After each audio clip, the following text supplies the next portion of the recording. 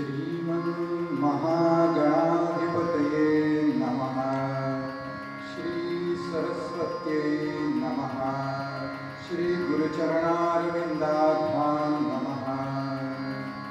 वक्रतुण्डमहाकाय कोटिसूर्यसमप्रभ निर्विघ्नं कुरु मे देव सर्वकार्येषु सर्वदा। ब्रह्मानन्दं परमसुखदं केवलं ज्ञानमूर्तिं द्वन्द्वातीतं गगनसदृशं तत्त्वमस्यादिलक्ष्यम् एकं नित्यं विमलमचलं सर्वधी साक्षिभूतं भावातीतं त्रिगुणरहितं सद्गुरुं तन्नमामि।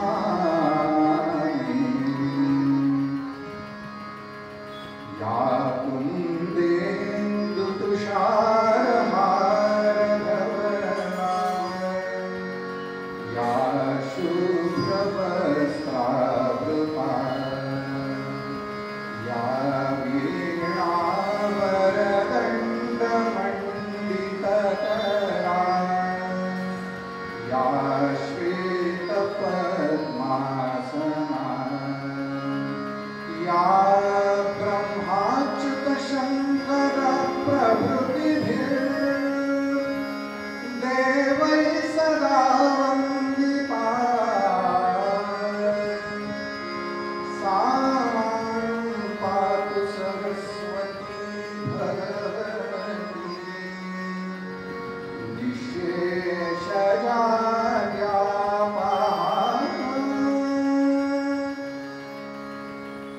सर्वमंगलमंगल्ये शिवे सर्वार्थसाधिके शरण्ये त्र्यंबके गौरी नारायणि नमोस्तुते। आपदामपहर्तारं दातारं सर्वसंपदां लोकाभिरामं श्रीरामं भूयो भूयो नमाम्यहम्। मनोजवं मारुततुल्यवेगं जितेन्द्रियं बुद्धिमतां वरिष्ठं वातात्मजं वानरयूथमुख्यं श्रीरामदूतं शरणं प्रपद्ये। राजाधिराज रामचंद्र महाराज की जय। पवनसुत हनुमान की जय। जय जय रघुवीर समर्थ।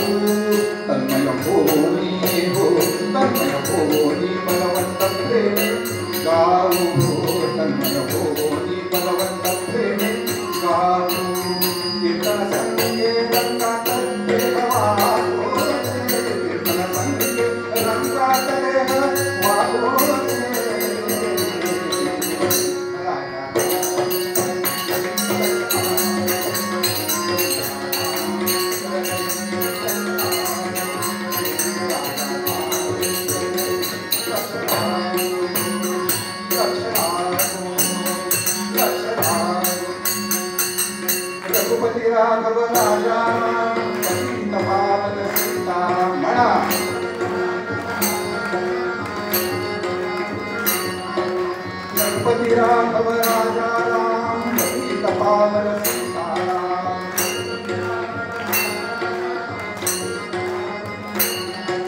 गणपती राघव राजा राम पतित पावन सीताराम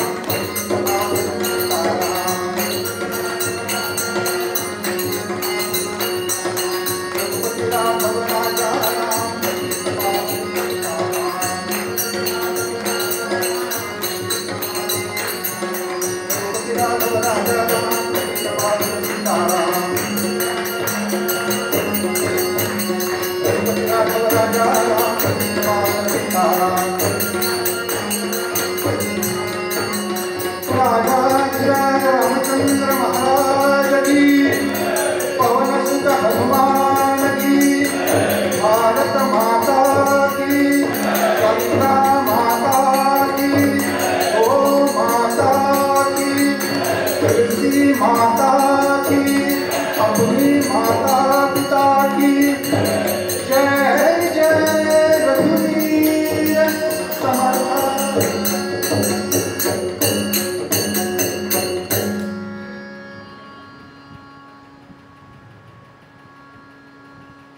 राष्ट्रीय स्वयंसेवक संघाला 100 वर्ष या विजयादशमीला होणार आहे.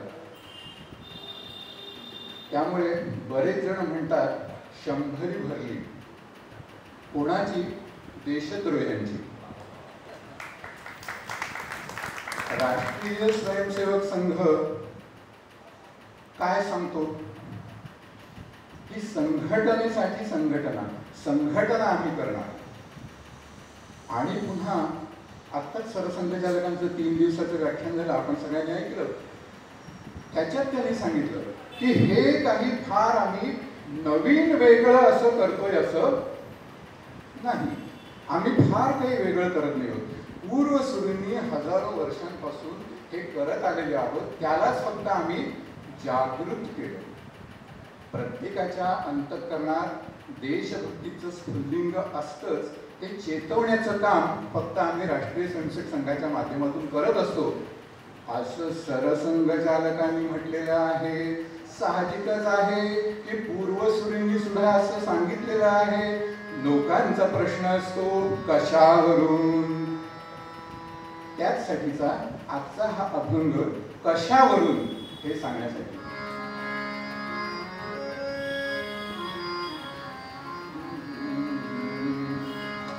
जनी जनार्दन हाची मुख्य भाव. जनी जनार्दन हाची मुख्य भाव. जनी जनार्दन हाची मुख्य भाव. तया कारणी देव लीलावतारी.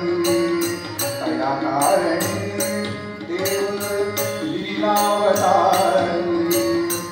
जनी जनार्दन हाची मुख्य भाव. जनी जनार्दन हाची मुख्य भाव.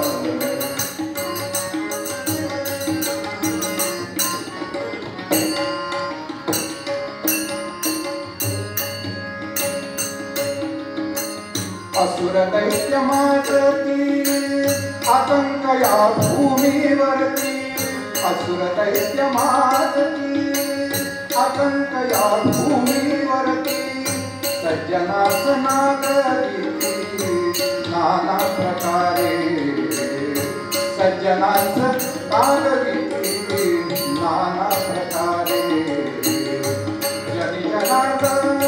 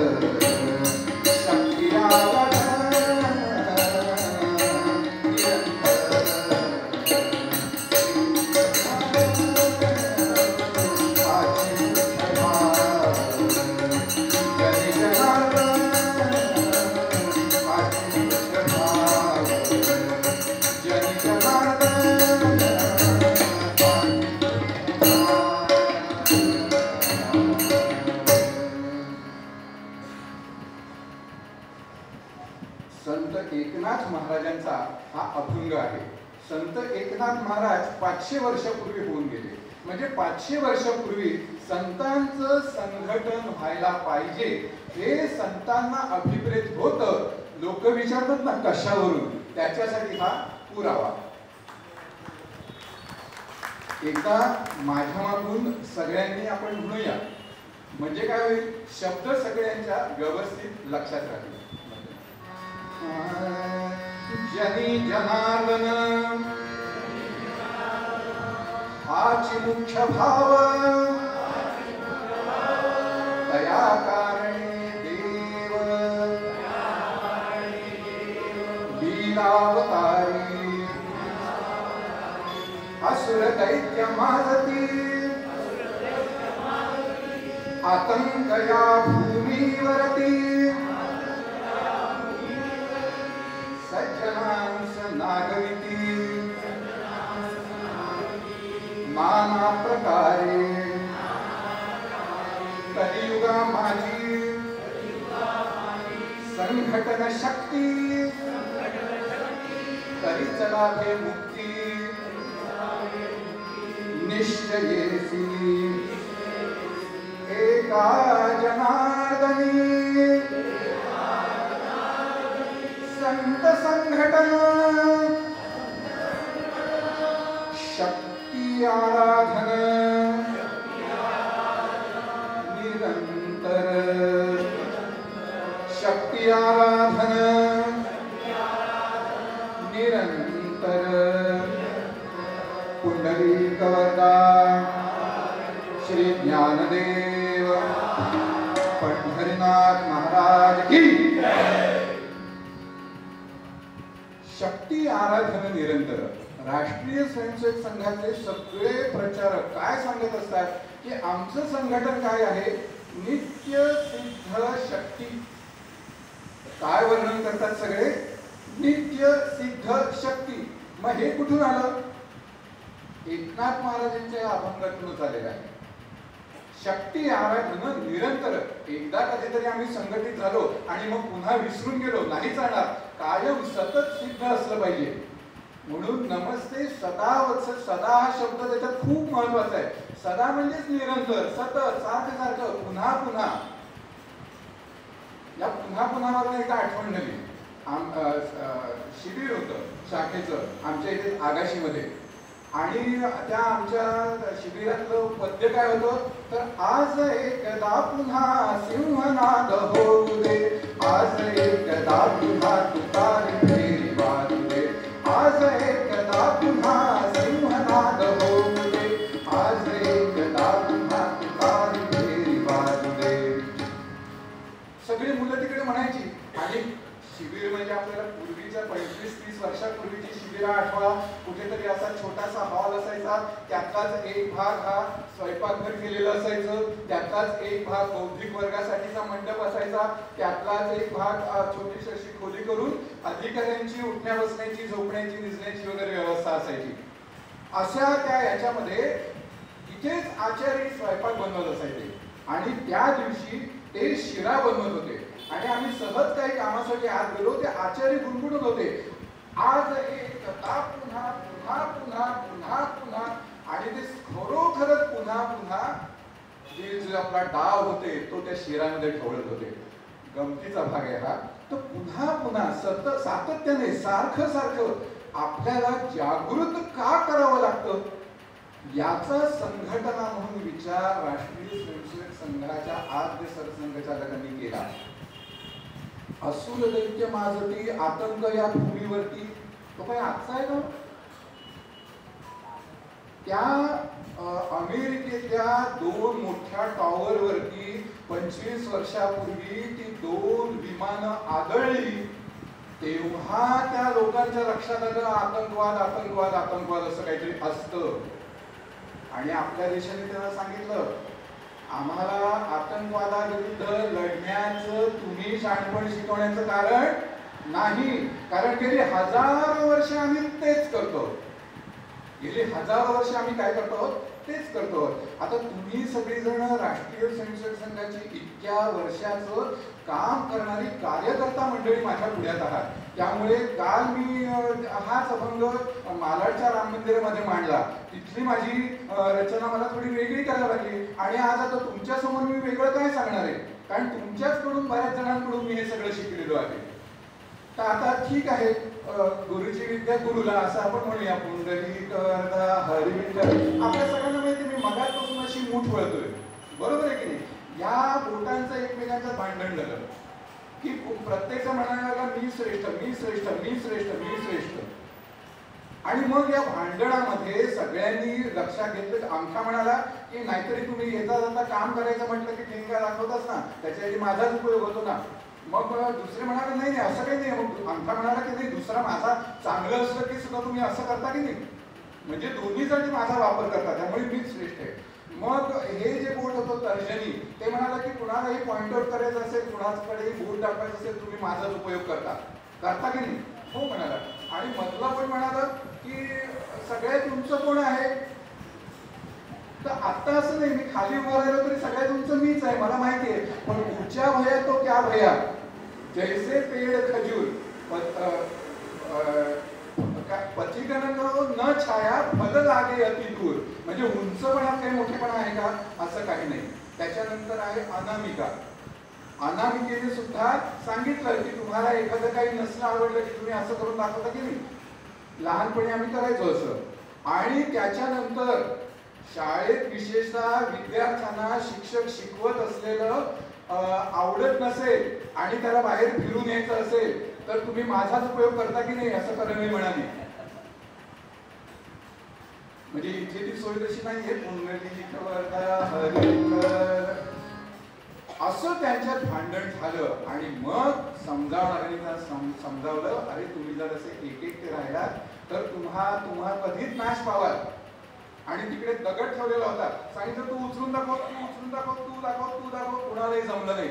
आणि मग सांगितलं आता तुम्ही सगळे एकत्र या बरं. आणि मग एकत्र आल्यानंतर तो दगड उचलला गेला आणि बाजूला ठेवला गेला. सांगायचं तात्पर्य संघटन हे असलं पाहिजे. मग ते संघटन नुसतं कोणाचं असलं पाहिजे, दुर्जनांचं संघटन चटकन होतं, दुर्जनांचं संघटन चटकन होतं, सज्जनांचं संघटन व्हायला वेळ लागतो. आणि म्हणून एका संतांनी म्हटलंय, सज्जन म्हणजे कोण, सज्जन, जो सज्जन आहे तो सज्जन. मग याच्यात जर बदल करायचा असेल आपल्याला तर त्याच्यासाठी सुद्धा पुन्हा काय, संघटन. हजारो वर्षांच्या आपल्या परंपरेमध्ये सत आणि असत या दोन्हींच्या मध्ये झगडा सतत होता. या सत असत, चांगलं वाईट, याच्यात झगडा झाला नाही असं कधीच झालं नाही. आणि मग भगवंताच्या असं लक्षात आलं की सत्प्रवृत्ती कायमस्वरूपी असलीच पाहिजे आणि तिने असत प्रवृत्तीवर सातत्याने विजय मिळवला पाहिजे. असत प्रवृत्ती नाहीशी होणार नाही, असत प्रवृत्ती नाहीशी होणार नाही, पण मग तिचा प्रभाव तर कमी करू शकतो की नाही आपण. म्हणून मग प्रभाव जर कमी करायचा असेल तर भगवंतानीच एक गोष्ट घडवून आणली हजारो वर्षापूर्वी. भगवंतानी सांगितलं, दानव म्हणजे दुष्ट प्रवृत्ती, वाईट प्रवृत्ती, असत प्रवृत्ती, आणि संत प्रवृत्ती म्हणजे देव, त्यांना एकत्र केलं आणि सांगितलं की वाईटातून जास्तीत जास्त चांगलं जे आहे ते सत्प्रवृत्तीकडे यायला हवं आणि सत्प्रवृत्तीतलं जे काही वाईट आहे ते वाईटाकडे जायला हवं. याच्यासाठी भगवंताने सांगितलं की आपण समुद्र मंथन करूया. आणि म्हणून कूर्म अवतार भगवंताने घेतला, त्याच्या पाठीवरती मेरू पर्वत ठेवला गेला, वासुकीची दोरी केली गेली. आणि आता तिथे सुद्धा प्रश्न आला, कारण वासुकी त्याला घुसळायला लागल्याबरोबर तो फुटकरी सोडणार, म्हणजे ते विषच असणार. मग दानव म्हणाले आम्ही तोंडाच्या बाजून नाही राहणार, आणि म्हणून त्यांनी शेपूट पकडलं. बघा, लक्षात घ्या, वाईटाचं शेपूट नेहमी वाईट लोकच पकडत असतात. पुंडलिक वरदा हरिविठ्ठल. आणि वाईटाला सरळ सरळ समोर समोर सामोरे जाणारी ही सत्प्रवृत्ती असते. ती कधीही आजूबाजूला सरकत नाही, ती समोरच सामोरीच जाते. हा विचार मी आमच्या श्रीपाद बुवा केळकरांशी काल रात्री बोललो, तर त्यांनी लगेच मला याच्यावरचा एक कटाव पाठवला. आपण तो ऐकूया.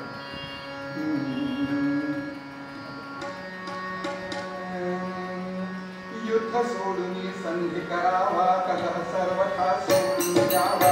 युद्ध सोडून संधी करावा, कलह सर्वथा सोडून जावा. सत्या संगे स्नेह व्हावा, हेतू तयांचा जाणून घ्यावा.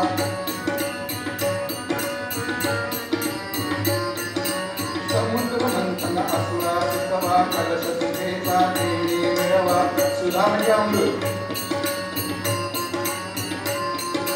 सत्वर दानव संमती मिळवा, विलंब यामध्ये कधी न व्हावा. विलंब यामध्ये कधी न व्हावा.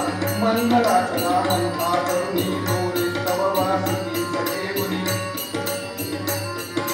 क्षीरसागर तोवर घुसळा, सुखाला धना तोवर झाला. कालकूट जरी येई वरची, मनी धरावी कधी न भीती. अन्य वस्तूचा लोभ न राहो, कामन त्यातून मनात येवो. राग नसावा अप्राप्तीचा, आळस सोडा कष्टांचा. साह्ये माझ्या संतत मंथन करा सुरानो, ध्येयबद्ध मन करा सुरानो, ध्येयबद्ध मन. दुष्ट कष्ट तरी दैत्या होईल, फळे गोड परिपूर्णा लाभतील. दुःख कष्ट तरी दैत्या होईल, फळे गोड परिपूर्णा लाभतील. भगवंताने असे बोलून प्रयाण केले सत्वर तेजून.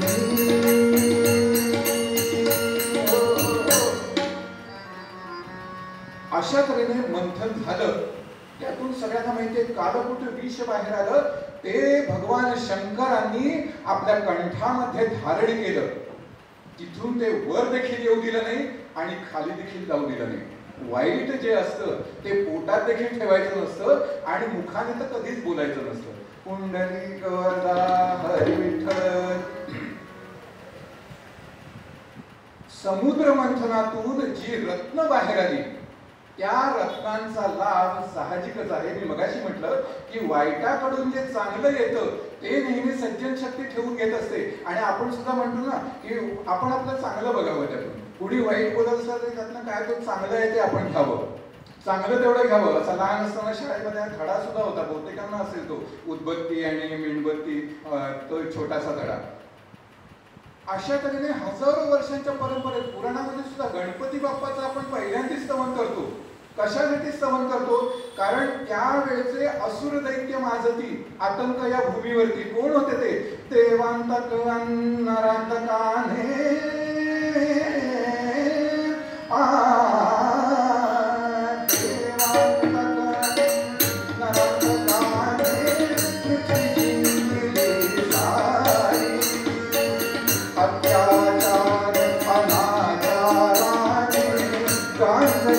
जनता भारी, जनता भारी साधुरी राजा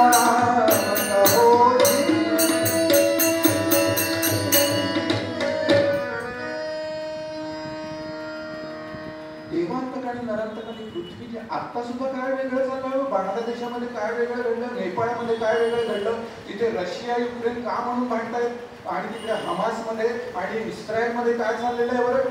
म्हणजे वृत्ती जी आहे ती अजूनही नाहीशी झालेली नाही. अफगाणिस्तानामध्ये काय चाललेलं आहे, अजूनही तिथल्या महिला बुरखाधारी आहेत, घरातून बाहेर पडू शकत नाहीत. अजूनही 1400 वर्षांपूर्वीचा जो काही एक इस्लाम होता तोच त्यांच्यावर लादला गेलेला आहे. आजही त्यांच्यावर अत्याचार होत आहेत. म्हणजेच काय, असुर दैत्य माजती आतंक या भूमीवरती, सज्जनांचं नागविती नाना प्रकारे. मग या सगळ्याला कलियुग जर म्हटलेलं आहे तर या कलियुगा माझी महत्वाचं काय, संघटन शक्ती. आणि मग पुढे एकनाथ महाराजांनी म्हटलेले आहे की आपल्याकडे धर्म अर्थ काम आणि मोक्ष, मोक्ष म्हणजेच मुक्ती. मुक्ती सगळ्यांना मिळायला पाहिजे असं आपण सगळं म्हणतो, पण आपल्याकडे सुद्धा सरसंघचालकांनी सुद्धा परवाच सांगितलं की धर्म आणि मोक्ष यांच्यामध्ये अर्थ आणि काम ठेवलेला आहे. नुसताच अर्थ असेल तरी अनर्थ होतो, आणि नुसता काम असेल त्याने सुद्धा अनर्थ होतो. म्हणून त्या दोघांनाही धर्म आणि मोक्ष यांच्यामध्ये बंदिस्त करून ठेवलेला आहे. कलियुगा माझी संघटन शक्ती तरीच लाभे मुक्ती निश्चयाची. जर तुम्हाला मुक्तता अनुभवायची असेल तर ही जी नित्यसिद्ध शक्ती आहे ती सातत्याने जागृत राहिली पाहिजे. राष्ट्रीय स्वयंसेवक संघाचे सगळे जण आपल्याला सांगत असतात की आज संघामध्ये बौद्धिक देणं फार सोपं असतं, माहितीये का? मुद्दाम एकदा प्रयत्न करून बघा, इतकं सोपं असतं की बौद्धिकाला तुमचं साहजिकच आता कसं मला केवढं तरी परिचय करून दिलं हो त्यांनी, म्हणजे मला 6 फूट आहे तो 7 फूट आहे की काय वाटायला लागलं.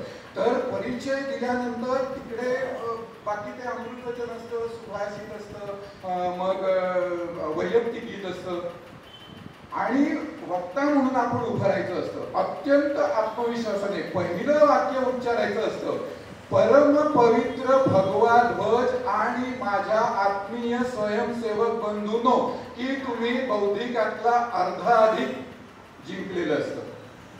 आणि मग तुम्ही पुढे तुम्हाला माहीत असलेल्या चांगल्या चांगल्या गोष्टी सांगा. तुम्हाला जी काही अमृतवचन पाठ आहे ती म्हणा. तुम्हाला जी काही वैयक्तिक पद्य चांगली चांगली गीत पाठ आहे त्या ओळीमध्ये मध्ये घ्या. आणि शेवट करताना म्हणून रोज शाखेत गेलं पाहिजे असं म्हटलं की तुम्हाला बौद्धिकासाठी 100 पैकी 100 मार्क. लक्षात ठेवा, पण हे सोपं नाहीये बरं का. तुम्हाला वाटेल एकदा प्रयोग करूनच बघा, आणि खरोखर प्रयोग करून बघा. आणि कुठे जर प्रयोग करायला, कुठे नाही, संघाने सांगितलेलं आहे कुठे जा. जिथे जिथे कोणी नाही शत्रू आपला, स्नेहाने अवकाश भरू. आपल्याला वाटतंय की इथे जायला पाहिजे, तिथे नक्की जा. म्हणजे आम्ही त्यावेळेस, मी महाविद्यालयीन विद्यार्थी प्रमुख होतो, त्यावेळेस विद्यार्थ्यांना आम्ही सांगायचो की शाखेत जायचं, 2 जणांना बोलवून जायचं. ती कोण असतील? घर से निकलते ही कुछ दूर चलते ही रस्ते में है उसका घर. त्यावेळेस हे गीत फेमस होतं. तर त्याचं घर रस्त्यात जाता जाता ज्याचं घर आहे त्यालाच बरोबर घेऊन जायला पाहिजे. नित्य सिद्ध शक्ती तरच अनुभवाला येईल. राष्ट्रीय स्वयंसेवक संघामध्ये वाटते त्याला बौद्धिक द्यायला उभा करत नाही ना. तो वक्ता असो नसो, त्याचं क्वालिफिकेशन बौद्धिक देण्याचं काय, तर त्याने रोज शाखेत गेलंच असलं पाहिजे. इतका शाखेत रोजच्या रोज जाण्यावरती भर होता. एकदा डॉक्टरांना एकाने विचारलं, डॉक्टर साहेब तुम्ही म्हणता रोजच्या रोज शाखेत आलं पाहिजे, शाखेची वेळ जरा देखील चुकवायची नाही. डॉक्टर म्हणाले हो बरोबर आहे, शाखेची वेळ जरा देखील चुकता का म्हणे. पण डॉक्टर समजा मी माझ्या घरातून बाहेर पडलो आणि माझ्या शेजाऱ्याच्या घराला आग लागलेली असेल तर मी काय करायचं? शाखेत जायचं की आग विझवायला जायचं? डॉक्टरांनी शांतपणे त्याच्याकडे बघितलं आणि ते अत्यंत शांतपणे त्याला म्हणाले, हे जोपर्यंत लक्षात येत नाही तोपर्यंत शाखेतच यायचं. पुंडलिक वरदा हरिविठ्ठल श्री ज्ञानदेव तुकाराम पंढरीनाथ महाराज की. एका जनार्दनी संत संघटन शक्ती आराधन निरंतर. नवरात्र सुरू आहे. नवरात्र म्हणजे काय आहे? शक्तीची उपासना आहे. या शक्तीची उपासना आपण कशी कशी करू शकतो? ज्याच्या मनात ज्याच्यामुळे शक्ती निर्माण होईल असं जे जे करावं असं वाटतं ते ते त्याने करावं असं आपल्या पूर्वसुरींनी सांगून ठेवलेलं आहे. परमपूजनीय बाळासाहेब देवरसांनी सुद्धा त्यावेळेस सांगून ठेवलं होतं की राष्ट्रीय स्वयंसेवक संघाचं काम वाढावं, याही पेक्षा या देशामध्ये देशभक्त निर्माण व्हावेत, कष्टाने यमुच्या देशभक्त होतील, यासाठी तुम्ही तुमच्या ठिकाणी तुम्हाला जे जे काही म्हणून करायचं आहे ते ते करा. तुमच्या इथे ते यशस्वी झालं की मग आम्हाला तिकडे नागपूरमध्ये कळवा, आणि ते यशस्वी झालेलं मग आम्ही सगळ्यावर तिकडे सांगू. आणि मला आता इथे मुद्दाम हे निश्चितपणे सांगावंसं वाटतं की गोरेगावकरांनी राष्ट्रीय स्वयंसेवक संघ शताब्दी कीर्तनमाला इतकी मनावर घेतली आणि त्याची सुंदर अशी जाहिरात केली की जी आता नागपूरपर्यंत पोहोचलेली आहे. आणि आम्ही हे सगळे कीर्तनकार 2 नोव्हेंबर ते 9 नोव्हेंबर नागपूरमध्ये याच कीर्तन सेवा करणार आहोत. सांगायचा मुद्दा एवढाच आहे की देशभक्त निर्माण व्हावेत यासाठी जे जे करावंसं वाटतं ते आपण करा. आपल्या इथलं गोरेगाव मालाडमधलं उदाहरण आहे की आता हिंडता फिरता येत नाही म्हटल्यानंतर ते फोनवरती बसून सगळ्यांशी संपर्क साधायचे, ते पत्र लिहायचे. लक्षात येतंय का कोण आहे? इथले मालाड गोरेगाव जोगेश्वरीचे आहेत मला वाटतं. एकदम बरोबर, दोन्ही नाव बरोबर आहे. पुंडलिक वरदा हरी विठ्ठल. भास्कररावांचा मला देखील फोन आलेला आहे कितीतरी वेळा, काय चाललंय, कसं चाललंय, बरं आहे ना. म्हणजे खूप काही संघाचं काम आपण करत असतो असं नाही, पण असं नुसतं विचारलं गेलं तरी आपल्याला खूप संघाचं काम केल्यासारखं वाटतं. लक्षात ठेवा. आणि मग खरोखरच आपण करायला लागतो. पुंडलिक वरदा हरी विठ्ठल. एका जनार्दनी संत संघटन शक्ती आराधन निरंतर. नवरात्रामध्ये शक्तीची आराधना उपासना करायची असते. राष्ट्रीय स्वयंसेवक संघाच्या आमच्या इकडच्या मी सुचवलं की शक्ती आराधना सांगितलेली आहे, मग काय करू शकतो आपण. मी म्हटलं काही नाही, शक्तीचं आराधन सांगितलेलं आहे ना, एक 100 दंड उचला. जिथे तरुण वर्ग गरबा खेळतो आहे तिथे या 25 जणांनी काही नाही नुसते प्रहार मारा. केवळ त्याला जास्तीत जास्त 4 ते 5 मिनिटं लागतात. तिथे गरबा खेळणाऱ्या तरुण तरुणींच्या हातामध्ये दंड घ्या आणि सांगा त्यांना की उकट्या मारायचे, कारण असं करायचं आणि मारायचे उकटी. प्रहार म्हणजे अजून वेगळा आहे काय? घ्या त्यांच्याकडून करून. शक्ती आराधना निरंतर. त्यांच्याकडे शक्ती आहे की नाही? निश्चित शक्ती आहे. 2-2 तास गरबा खेळू शकतात. याचा अर्थ शक्ती नाही असं कसं म्हणता येईल? पण त्या शक्तीचा उपयोग आपण जर त्यांच्याकडून नीटपणे करून घेतला नाही तर मात्र आपल्या सज्जन शक्तीला थोडंसं लांछनास्पद आहे. हे सुद्धा आपण सगळ्यांनी लक्षात असं सांगितलेलं आहे. आता काही ठिकाणी ते सुरू झालंय. म्हटलं नवरात्र मंडळ आहेत, काही काही ठिकाणी गरबा खेळायला सुद्धा कोणी नसतं, पण छानपैकी देवीची प्रतिमा तिथे उभी असते. तिथे जा 25 जणांनी दंड घेऊन नुसते प्रहार मारा. क्रमिका 1, क्रमिका 2, क्रमिका 3 करा, षटपदी करा, षटपदी चतुष्क करा. शक्ती आराधन निरंतर हे तरुणांना त्याच्याशिवाय कळणार नाही. आणि आज तर संघाने सगळ्यांना सांगितलेलंच आहे की घरोघरी जा, जो कधीतरी शाखेत आलाय त्याचा गणवेश पूर्ण करा. त्याला संचलन होणार नाहीये, पण गणवेश पूर्ण करून त्याला जास्तीत जास्त जण विजयादशमीच्या उत्सवाला येतील असं बघा. शक्ती आराधन निरंतर. शक्ती आराधन निरंतर म्हणजे अजून वेगळं काय आहे? वेगळं काहीच नाहीये. ही शक्ती निर्माण कुठून झाली? ही शक्ती कुठून निर्माण झाली? महिषासूर अत्यंत माजलेला होता. आणि तो महिषासूर काय करत होता माहितीये का?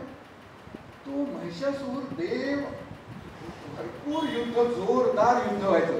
म्हणजे ही जी महिषासूर मर्दिनी होती ना, तिच्याबद्दल असं म्हटलेलं आहे की तिच्या ताकद, तिच्यात जी शक्ती आली ती शक्ती सगळ्या देवांनी आपापसात एकत्र येऊन तिला दिलेली होती. महिषासुर मातला भूमीवर, महिषासुर मातला भूमीवर, देवमान वाटे देवमान वाटे वृत्त कळले हरी हर वृत्त कळाले हरी हर वृत्त झाले ते सर्वेश्वर वृत्त झाले ते सर्वेश्वर. क्रोधातून अतितेज भयंकर, क्रोधातून अतितेज भयंकर, तत्तेजातून नारी सुंदर, तत्ते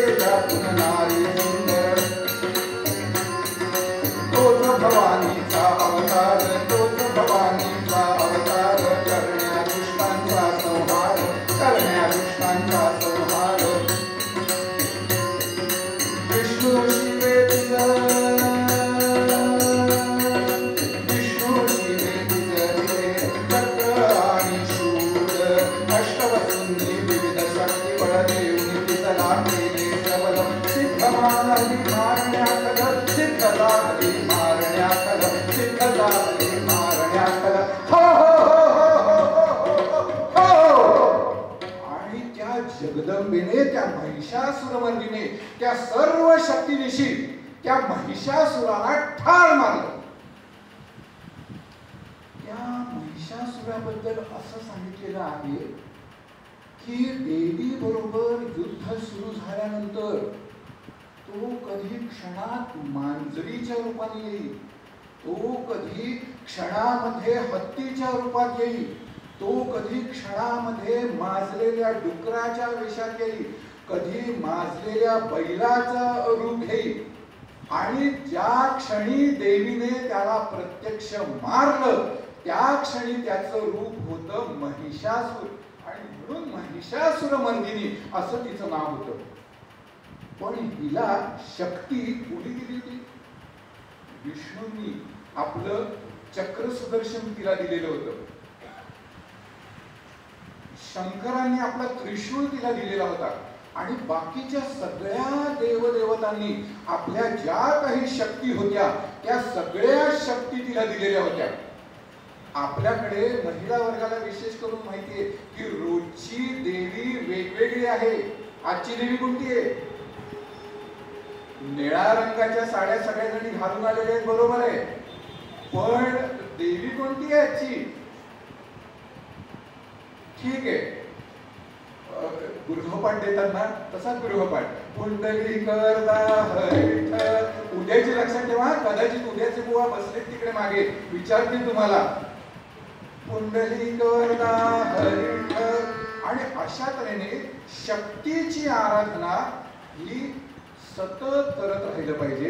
त्या शक्तीची आराधना केल्याशिवाय तरणोपाय नाही. आणि म्हणून संघामध्ये जे गीत म्हटलं जातं, संघटन गढे चलो सुपंथ पर बढ़े चलो, भला हो जिसमें देश का वो काम सब किए चलो.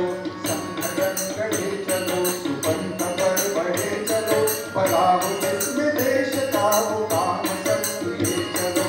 आ रही है आज चारों ओर से यही पुकार, हम करेंगे त्याग मातृभूमि के लिए अपार, हम करेंगे त्याग मातृभूमि के लिए अपार. कष्ट जो मिलेंगे मुस्कुरा के सब सहेंगे हम, देश के लिए सदा जिएंगे और मरेंगे हम. देश का ही भाग्य अपना भाग्य है ये सोच लो, भला हो जिसमें देश का वो काम सब किए चलो. संगठन गढ़े चलो सुपंथ पर बढ़े चलो, भला हो जिसमें देश का वो काम सब किए चलो. पाकिस्तानने 1 सप्टेंबर 1965 या दिवशी आपल्यावरती आक्रमण केलं. आपल्यावरती आक्रमण करण्याचं धाडस त्यांना का झालं? कारण ह्याच लबाड अमेरिकन लोकांनी त्यांना सेबरजेट 86 ही लढाऊ विक्राळ विमानं दिलेली होती. आणि त्याच्या पुढ्यात आपल्या भारतीयांकडे मात्र छोटीशी नॅटो विमानं होती. नॅट म्हणजे माशी म्हणतात तशी ती विमानं छोटीशीच होती. आणि त्याचबरोबर रडार यंत्रणा सुद्धा अमेरिकेने पाकिस्तानींना दिलेली होती. ते रडार काय करायचं, तुमचं विमान कुठून कुठे किती उंचीवरून जातंय ते बरोबर ते हेरायचं आणि बरोबर ते मारता येतं. आता आपण आपल्या देशाला सक्षम केलेलं आहे. स्वदेशीचा मंत्र आपण सगळ्यांना म्हणतो की नाही, आपण त्यातून व्यवस्थित झालेलो होतो म्हणून आज आपण अतिरेक्यांचे तळ उद्ध्वस्त करू शकतो. पहलगामचा हल्ला झाल्यानंतर आपण जो काही एक तऱ्हेचा आपलं रौद्र रूप दाखवलं, आपलं महिषासुरमर्दिनीचं रूप दाखवलं, त्याचं कारण आपण आपल्याकडे डेव्हलप केलेली यंत्रणा हे तितकंच खरं आहे. त्यावेळेस आपल्याकडे ती यंत्रणा तेवढीशी नव्हती. अमेरिकेने ती यंत्रणा पाकिस्तानला दिलेली होती आणि बरोबर ते आपलं विमान कॅच करायचे आणि आपलं विमान पाडण्याची शक्यता होती. आपल्या लोकांच्या लक्षात आलं, आपली लोक अत्यंत हुशार आहेत. कोणीही आपल्याकडचा बावळट नाही, मूर्ख नाही. मूर्खपणाचा आणि बावळटपणाचा आधार घेऊन कोणी जर मतचोरी करत असेल तर त्याला इलाज नाही. आपल्याला त्याच्याशी काही संबंध नाही. पण जर अशा तऱ्हेने त्यांना सुद्धा माहित होतं, आपली लोक सुद्धा बावळट नव्हती. आपल्या लोकांनी सुद्धा लक्षात घेतलं की ती जी रडार यंत्रणा आहे ना, ती रडार यंत्रणा काय करते तर 40,000 फुटांवरची विमानं ते कॅच करतायत. मग आपली लोक फारच छान. 40,000 फुटावरून ना, म्हणून आपली नॅटो विमानं छोटी होती. 20,000 फुटावरून आपण उडलो, 20,000 फुटावरून आपण उडलो आणि अमेरिकेच्या विमानतळावरची महाकाय सेबर जेट विमानं आपण खलास करून टाकली. आता हे युद्ध आहे. मग युद्धात नौसेना, वायुसेना आणि दल हे सगळे सैन्य हे सगळेजण युद्ध करतच असतात. मग आपण काय केलं?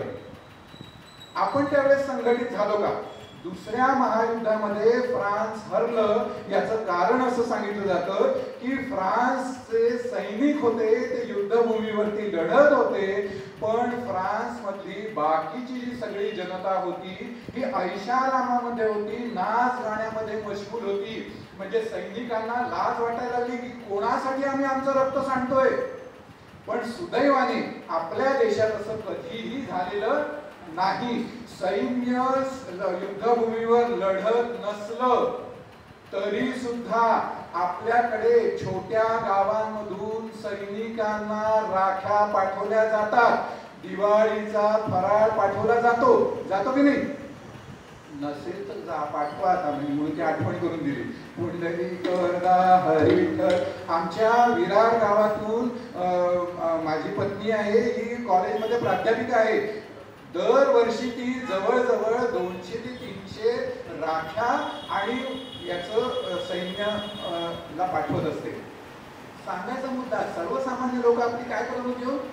या पाकिस्तानाने केलं काय? छत्रीधारी सैनिक उसाच्या शेतामध्ये उतरवले आणि हे छत्रीधारी सैनिक शेतामध्ये उतरल्यानंतर आपले लोकांनी बघितलं की ही सगळी शस्त्रास्त्र घेऊन छत्रीधारी सैनिक उसाच्या शेतात. उसाची शेतं किती असतात?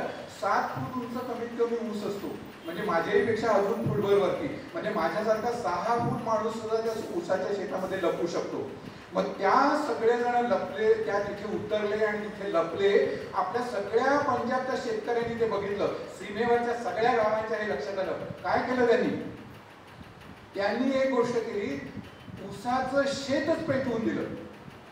उसाचं शेत पेटवून दिल्यानंतर धड होळी उठली आणि त्या होळीमध्ये ही सगळी सेना भाजून निघाली. आणि भाजून निघाल्यानंतर फटफट करत त्या उसाच्या शेतातनं सगळेजण बाहेर यायला लागली.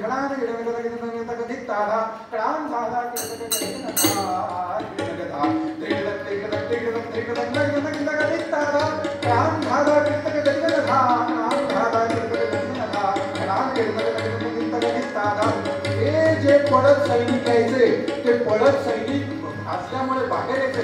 बाहेर आल्यानंतर आपली लोक काय शांत बसली होती का?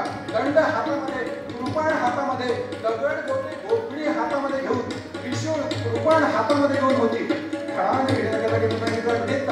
बाहेर आला खंडा, तिथून आला खंडा, तिथून आला खंडा. एकाने तर आपल्या उसाच्या शेतामध्ये आपला बुलडोजर बुडवला. खडाने हा घेण्यात तुम्ही घेण्यात हे गीता दान तक हा घेण्यात तुम्ही घेण्यात हे गीता दान तक हे गीता के घेण्यात गेला गीता हा गीता किर्तक गरीब नका किर्तक गरीब नका किर्तक गरीब नका खडाने काही नाही, जरा जोश यावा, म्हणजे बुवायला सुद्धा जरा जोश यावा म्हणून फक्त हा तरणा म्हटला. अहो, एक शेतकरी विहिरीवरती पाणी शेकत होता आणि अचानक भूत प्रकट व्हावं तसं त्याच्या पुढे शस्त्रधारी तो पाकिस्तानी सैनिक आला. त्याने तुला पाणी पाहिजे का म्हणून पुढे बोलावलं, त्याला पाणी पाजलं आणि विचारलं कुठून आलास? ते सगळं काढ, उतरव. त्याची शस्त्रास्त्र त्याला उतरवायला लागली आणि त्याच बादलीने सडकून काढला त्याला. सांगायचा मुद्दा एवढाच आहे की सीमेवरचे आपले सगळे बांधव हे एक झाले. या गोष्टीला परवाच्या दिवशी 60 वर्ष पूर्ण झाली. 22 सप्टेंबर 1965 या दिवशी आपण पाकिस्तानवर विजय मिळवला. पाकिस्तानवर आपण विजय मिळवला. हे सगळं कशामुळे झालं? काही नाही, हजारो वर्षांच्या परंपरेमध्ये नित्य सिद्ध शक्ती, संत संघटन, शक्ती आराधन निरंतर, ही शक्तीची आठवण आपल्याला व्हावी याच्यासाठी नवरात्रात त्या 9 निरनिराळ्या देवी देवतांची पूजा करायची असते. आणि स्वातंत्र्यवीर सावरकरांना जेव्हा विचारलं की देश स्वतंत्र कुणामुळे झाला, स्वातंत्र्यवीर सावरकर क्रांतिकारक होते आपल्याला माहिती आहे. आणि त्याच वेळेस दे दी हमें आजादी बिना खडग बिना ढाल, साबरमती के संत तूने कर दिया कमाल, अशी सुद्धा आपल्या सगळ्यांची भावना होती. सावरकरांना विचारल्यानंतर सावरकरांनी निश्चितपणे त्याचं उत्तर दिलं. त्याच्या आधी परमपूजनीय डॉक्टरजींना सुद्धा विचारलं गेलं की डॉक्टरजी सुद्धा क्रांतिकारक होते आणि नंतर त्यांनी संघाची स्थापना केली होती. त्यांना देखील विचारलं की काय क्रांतिकार्य श्रेष्ठ का अहिंसेचा मार्ग श्रेष्ठ. त्याच्यावर डॉक्टरांनी पण छान उत्तर दिलं होतं. डॉक्टर म्हणाले आपला देश स्वतंत्र व्हावा हे सगळ्यात अत्यंत महत्वाचं आहे. आपला देश स्वतंत्र होण्यासाठी साहेबाचे बूट चाटण्यापासून त्याच्याच बुटांनी त्याचंच डोकं सडकून काढण्यापर्यंतचे सगळे मार्ग मला मान्य आहेत. स्वातंत्र्यवीर सावरकरांनी सुद्धा थोड्याफार फरकाने हेच उत्तर दिलं. स्वातंत्र्यवीर सावरकर म्हणाले क्रांतिकारकांमुळे हा देश स्वतंत्र झाला, त्याचप्रमाणे अहिंसेच्या मार्गाने सुद्धा हा देश स्वतंत्र झाला. दंडुके घेऊन पोलीस उभे आहेत आणि आपण मात्र श्रीराम जयराम जय जयराम करत बसायचं. डोक्यामध्ये काठी बसली तरी प्रतिकार करायचा नाही. याच्यासाठी मानसिक शक्ती जी असते ना ती सुद्धा खूप लागते. खोटं नाहीये हे सुद्धा. अहिंसक तत्वामुळे सुद्धा देश स्वतंत्र झाला, क्रांतिकारकांमुळे सुद्धा देश स्वतंत्र झाला. आणि त्याच्या पुढे जाऊन स्वातंत्र्यवीर सावरकर म्हणाले की या दोन्हीही कामांमध्ये न येता आपल्या घरामध्ये बसून आपल्या देवतेच्या समोर हात जोडून हा देश स्वतंत्र व्हावा म्हणून देवाची पूजा ज्यांनी ज्यांनी केलेली आहे त्यांच्यामुळे सुद्धा हा देश स्वतंत्र झालेला आहे. भारत माता की. सांगायचा मुद्दा असा आहे की सगळ्या माता भगिनी तुम्ही 9 दिवस निरनिराळ्या ह्या शक्तींची उपासना करणार आहात. तरुण वर्गाला ही शक्तीची उपासना का केली पाहिजे हे सांगा. राष्ट्रीय स्वयंसेवक संघाने पंचपरिवर्तनाच्या माध्यमातून संपूर्ण समाजाला पुन्हा एकदा जागृत करायचं ठरवलंय की सगळ्यांचं आरोग्य उत्तम राहिलं पाहिजे आणि सगळ्यांच्या मनातला जो देशभक्तीचा धागा आहे तो जपून राहण्यासाठी, तो सतत तेवत राहण्यासाठी स्वदेशीचा मार्ग सुद्धा सगळ्यांनी उचलला पाहिजे. राष्ट्रीय स्वयंसेवक संघाचा हाच मार्ग पंतप्रधानांनी सुद्धा काल सांगितला की स्वदेशी वस्तू सगळ्यांनी वापरल्या पाहिजे.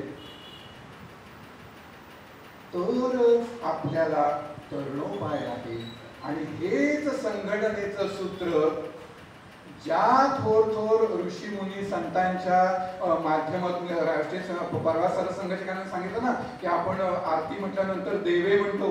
त्या देवेमध्ये सुद्धा एक राट प्रेषित श्लोक म्हणजे काय एक राट कुठून आला हे एक राट म्हणजे तेव्हापासून आपण सगळेजण एक आहोत ही जी भावना आहे सातत्याने वाढीच लागली म्हणून ते देवे म्हणायचे असतात. आरती झाल्यानंतर देवे म्हणतो ना त्याचा अर्थ एकदा मुद्दाम आपण, कारण ती वैश्विक प्रार्थना आहे आपल्या सगळ्यांची आणि ही वैश्विक प्रार्थना सुद्धा आपल्या ऋषी मुनींच्या अंतःकरणातून स्फुरलेली आहे. हे सगळं लक्षात घेऊया आपण आणि म्हणूनच पूर्व पद्यामध्ये आपल्याला एकनाथ महाराजांनी सांगितलं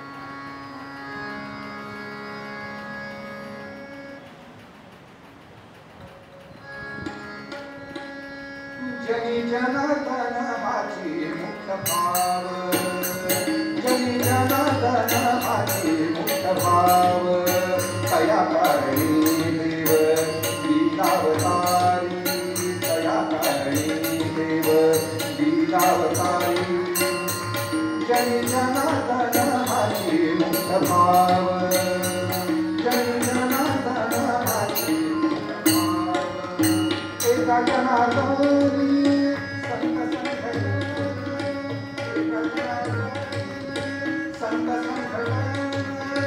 शक्ति आराधन निरंतर, शक्ति आराधन निरंतर, जय जनार्दन हाची मुक्त भाव,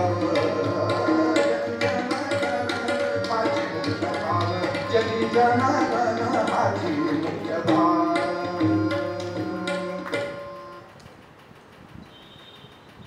पुंडलीकाचा हरी श्री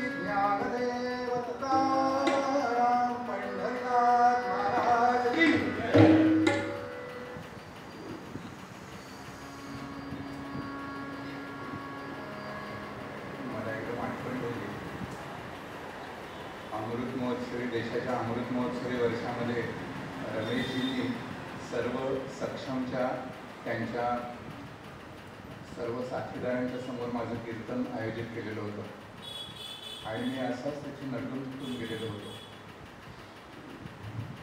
लक्षात येईल माझ्या समोरच्यांना माझं हे नटणं करणं त्याचा राग दिसतच नाही. मला त्याची आठवण झाली. कीर्तनाचा पूर्वरंग संपलेला आहे. आता आपण उत्तर रंगाकडे जाणार आहोत. त्याच्यामध्ये कीर्तनाच्या प्रथेप्रमाणे गजर घेतला जातो.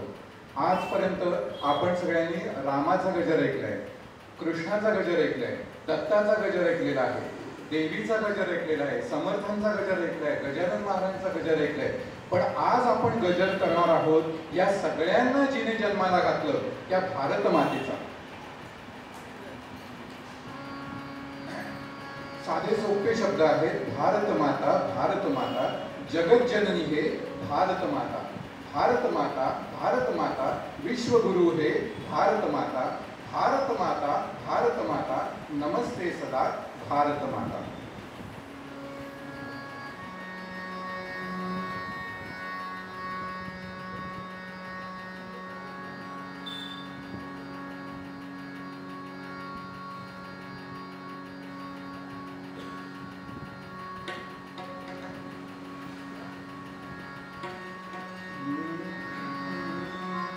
भारत माता, भारत माता,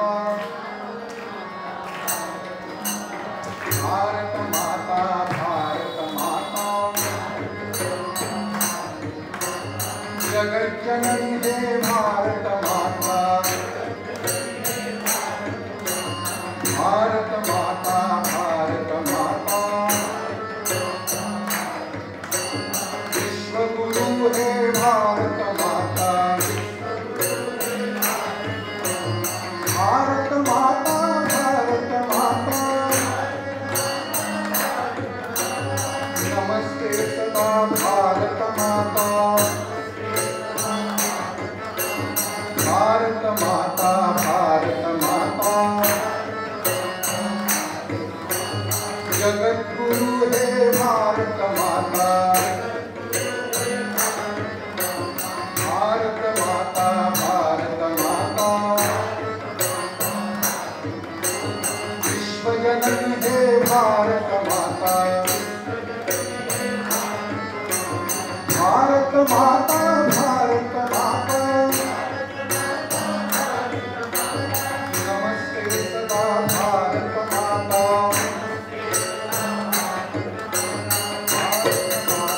भारत माता,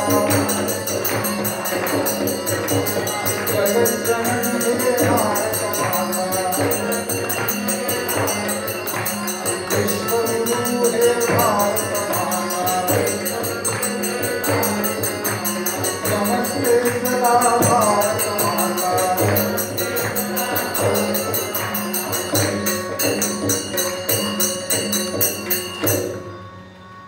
कशासाठी? पोटासाठी, खंडाळ्याच्या घाटासाठी.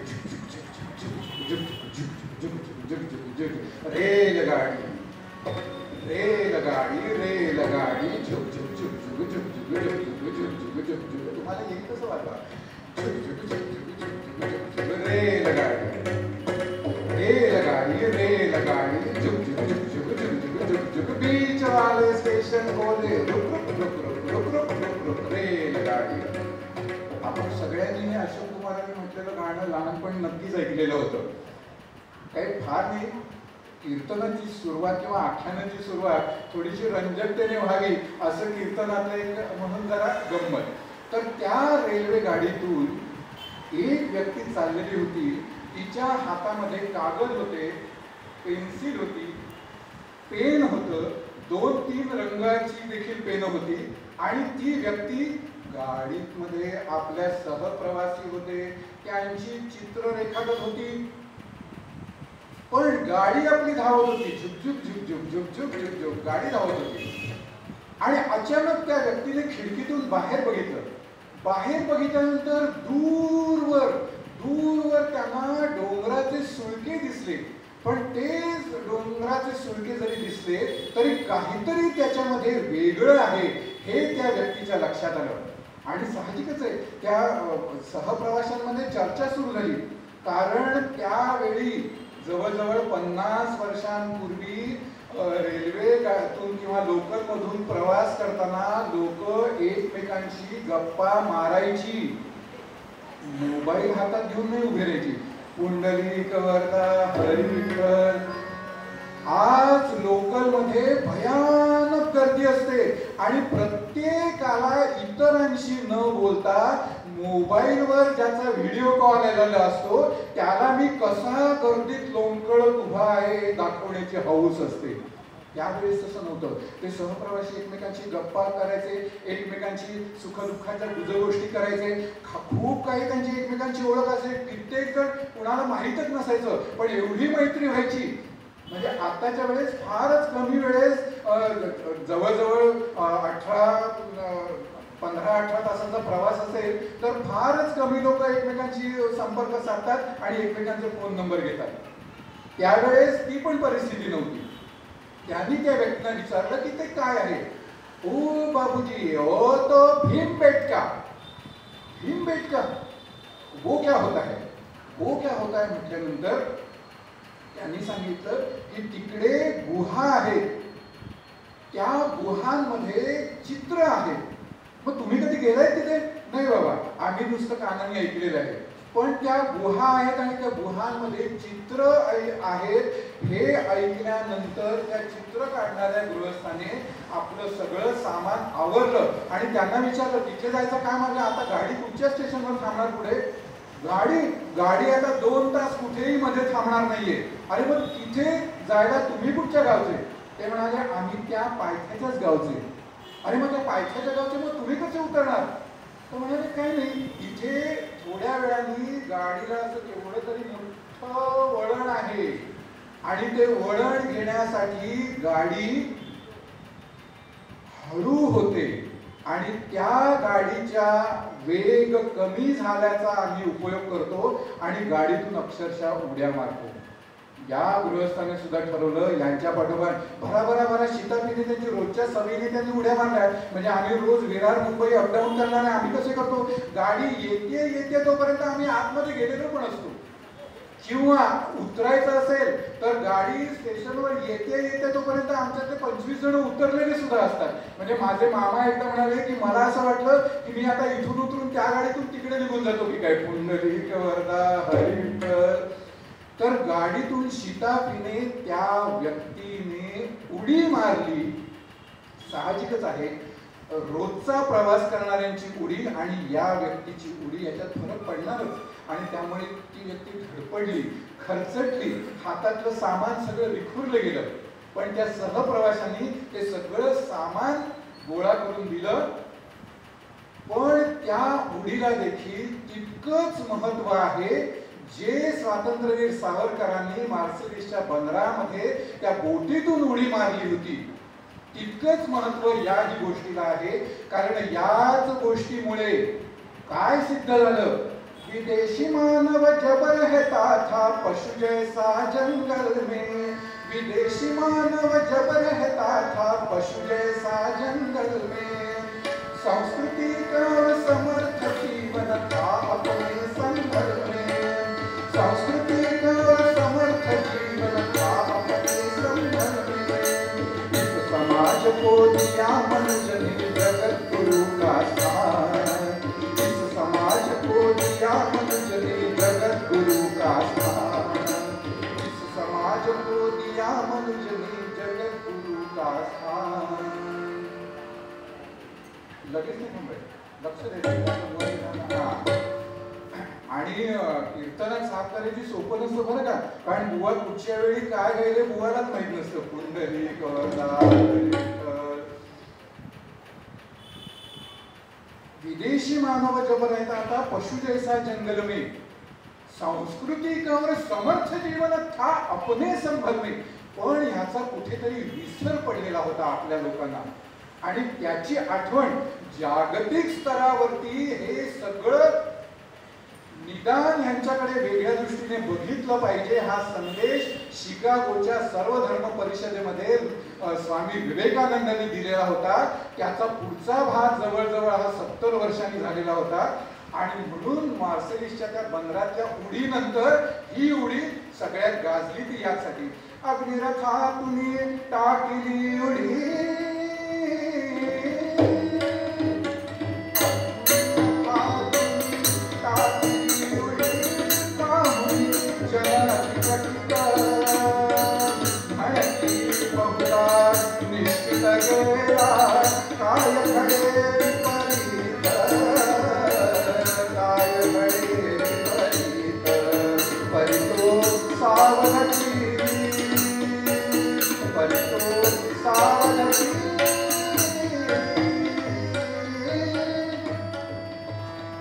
जरी पडला तरी तो सावध होता.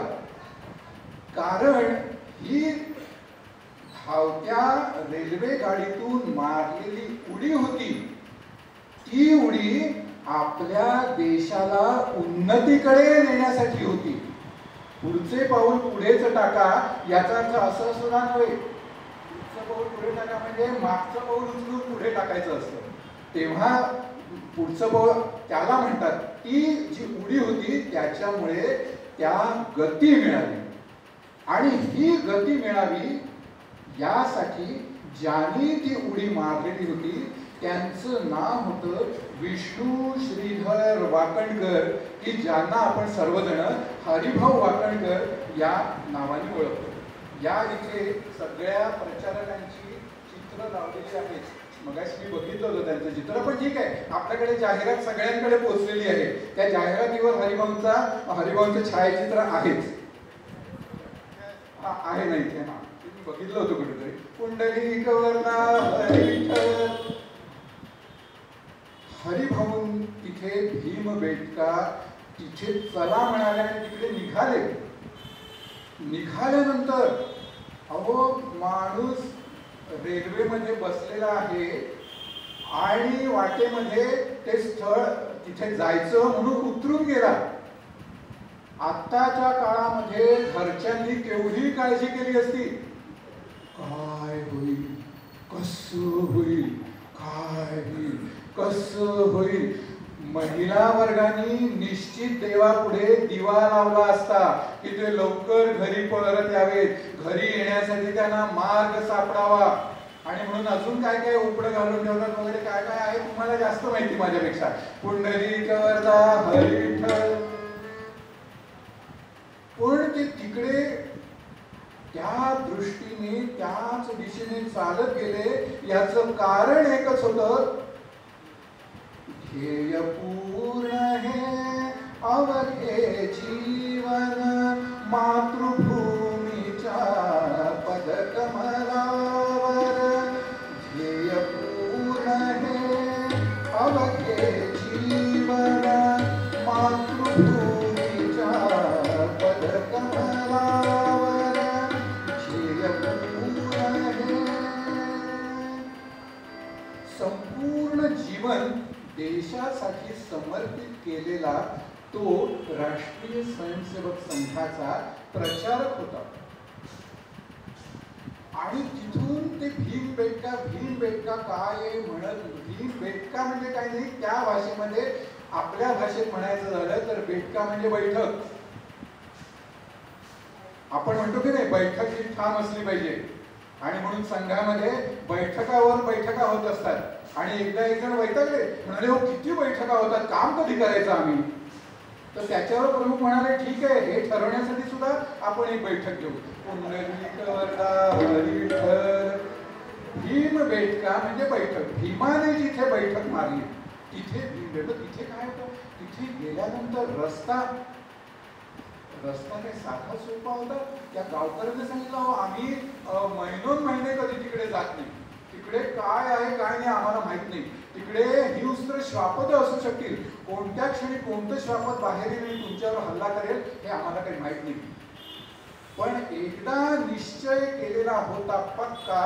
आणि त्यामुळे यांनी त्या दिशेने मार्गक्रमण करायला सुरुवात केली. तिकडे गेल्यानंतर त्या त्या तिकडे गेल्यानंतर त्यांच्या लक्षात आलं की हे विशिष्ट तऱ्हेचे खडक आहेत, त्या खडकांमध्ये चित्र कोरली गेलेली आहेत आणि चित्र कोरली गेलेली आहेत. त्या चित्रांवरती केवढी तरी धूळ बसलेली आहे.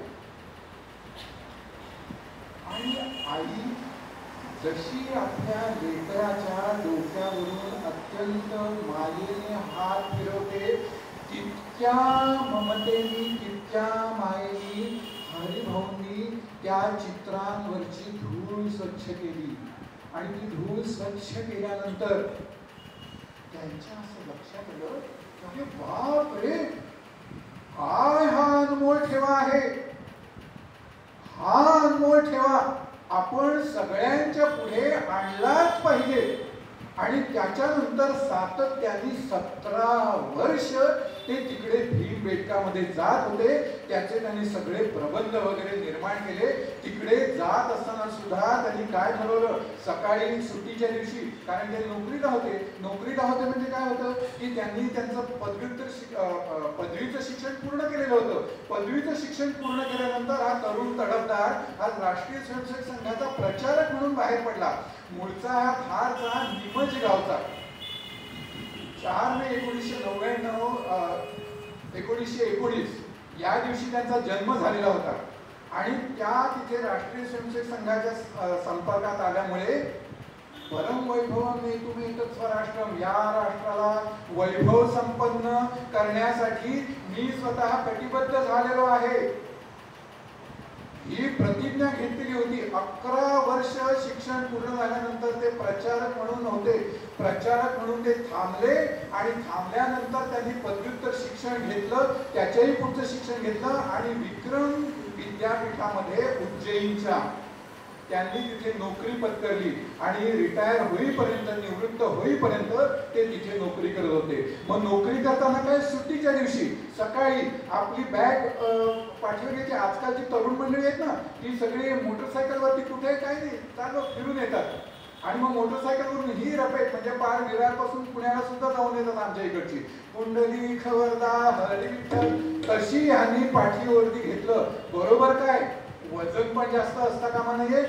बरोबर काय, कागदपत्र, निरनिराळ्या रंगाचे खडे, चॉक, तुकडे, हे सगळं तिकडे गेल्यानंतर एक गुहेत जायचं. हळूवारपणे चित्रावरची धूळ स्वच्छ करायची, त्या गुहेला क्रमांक द्यायचा, त्याच्यात काय काय आहे त्याची नोंद करायची, ती आपल्या कागदावर घ्यायची.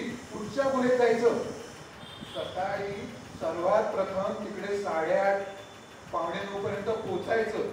पोचल्यानंतर आपल्याकडचे जे बटाटे होते ते तिकडे जमीन उकरायची आणि त्याच्यात पुरायचे. त्याच्यावरती आजूबाजूच्या वाळलेल्या काटक्या गोळा करायच्या, त्याच्यावरती ठेवायच्या, त्याच्यावरती चूड लावायची आणि ती चूड लावल्यानंतर मग आपल्या कामाला निघून जायचं. 12:30-1 वाजता पोटात कावळे ओरडायला लागले की पुन्हा त्या चुडीपाशी यायचं. त्या चुडीमुळे छानपैकी बटाटे आतमध्ये मस्त असे रसरशीत शिजलेले असायचे, ते बाहेर काढायचे.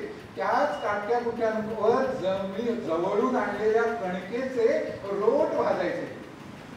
आता रोट म्हणजे काय हे महिला वर्गाला सगळ्यात जास्त माहिती आहे. आपल्यासाठी म्हणून सांगतो, नुकताच पितृपंधरवडा होऊन गेलेला आहे आणि पितृपंधरवड्यात पितरांना ठेवण्यासाठी ती छोटीशी बुडबुडी असतात ना, भटली लोक त्याच्यावरती काहीतरी ते कणकीचं ठेवतात आणि त्याच्यावरती पिंड ठेवतात आणि मग कावळा शिवतो त्याला. हे सगळं माहिती आहे आपल्याला. तो जो कणकेचा तुकडा असतो ना भाजलेला, त्याला रोट म्हणतात. ते रोट तिथे भाजायचे.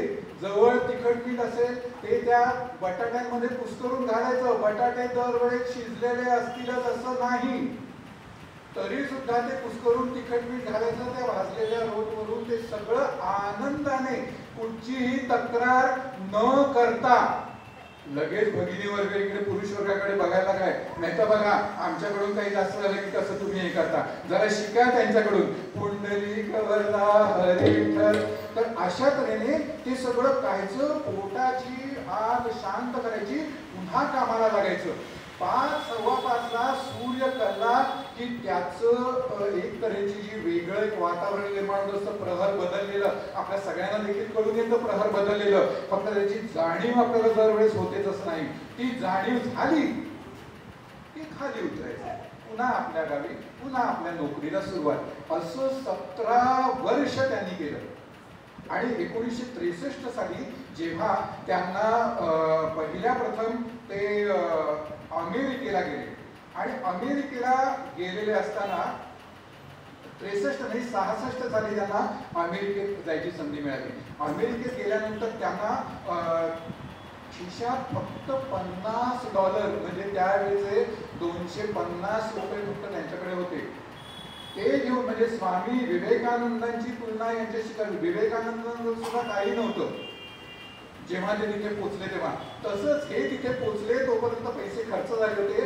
ज्यांनी विमानतळावरून निवासस्थानी यांना सोडलं त्यांनी तिथे त्यांना सांगितलं उद्या सकाळी 9 वाजता तुम्हाला तिथे पोचायचंय, वेळेवर या.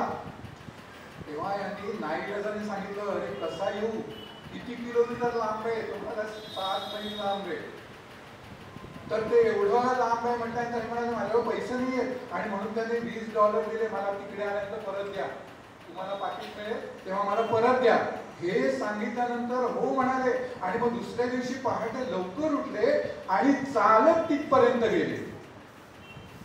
एकदा असंच उज्जैनला धारमध्ये राहायचे, तिथून त्यांना दुसऱ्या गावी एका वर्षप्रतिपदेच्या उत्सवाला वक्ता म्हणून बोलावलेलं होतं. संध्याकाळी 7 वाजता उत्सव होता आणि 5 वाजताची बस निघून गेली आणि मग आता बस नाही, करायचं काय.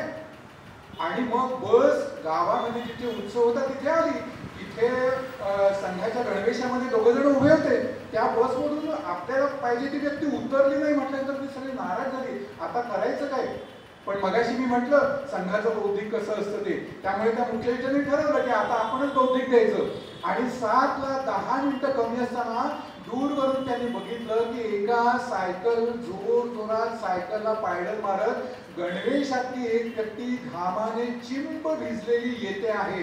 आणि ती व्यक्ती तिथे आली तेव्हा 7ला 5 मिनिटं कमी होती आणि त्यांनी सांगितलं मी हरिभाऊ वाकणकर. आणि 7 वाजता बरोबर उत्सवाला सुरुवात झाली आणि कसल्याही तऱ्हेचा चेहऱ्यावरती श्रमल्याचं जरा देखील दाखवू न देता त्यांनी उत्तम तऱ्हेने आपलं जे ध्येय होतं ते त्यांनी पुढ्यात मांडलं.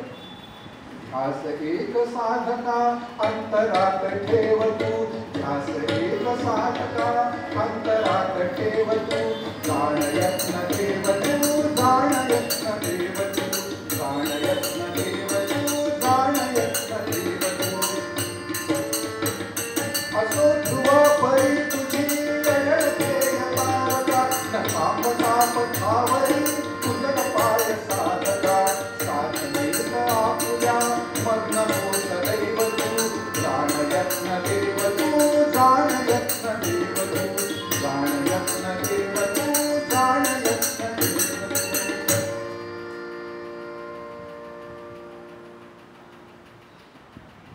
ध्यास ध्येय, मनात ध्येय निश्चिती असली की त्याप्रमाणे मार्ग सुचत जातात. हरिभाऊंच्या बाबतीत असं झालेलं आहे की या देशामध्ये एकेकाळी सुवर्ण युग होतं, याचे पुरावे काय असं जेव्हा जगातले विद्वान मंडळी विचारायची, हरिभाऊंच्या अंतःकरणाला वेदना व्हायच्या आणि ते त्याच ध्यासात असायचे की कसे पुरावे मिळवायचे, कसे पुरावे मिळवायचे. आणि खरोखर पुरावे जसे काही माणूस म्हणतो ना अगदी देवासारखा आलास तसे ते पुरावे त्यांच्या पुढ्यात यायचे. किंवा सहज म्हणून हे एखाद्या रस्त्याने जात असतील तर त्या ठिकाणी पुरावे यांची जणू काही वाट बघत असायचे. आणि अशा तऱ्हेने यांनी सगळी क्रमणा यांची सुरू होती. ध्येयासाठी जगू सोस सुख दुःखे, ध्येयासाठी जगू सोस सुख दुःखे, ध्येयासाठी सुखे वेचू प्राण, ध्येयासाठी सुखे वेचू प्राण, ध्येयासाठी जगू सोस सुख दुःखे, माझ्यासाठी जगू